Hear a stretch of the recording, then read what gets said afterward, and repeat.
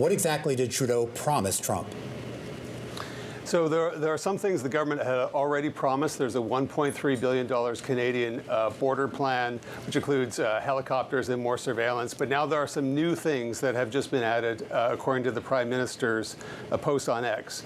Canada will appoint a fentanyl czar to monitor and crack down on the trade of that drug, list the Mexican cartels as terrorists, and ensure 24/7 eyes on the border, which is part of that surveillance, which will include drones and that sort of thing.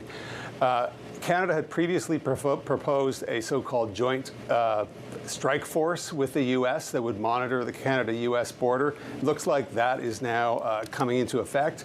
And there's a new intelligence order that will add hundreds of millions of dollars Canadian to the pursuit of organized crime and drug trafficking in Canada. So that is sort of the package, it appears, that Canada offered.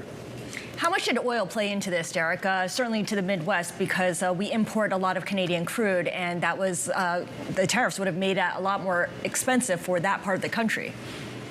Oil was clearly one of Canada's better bargaining chips on this. It's not that easy for those Midwestern refiners to switch away from Canadian crude. And Canadian oil is also cheap.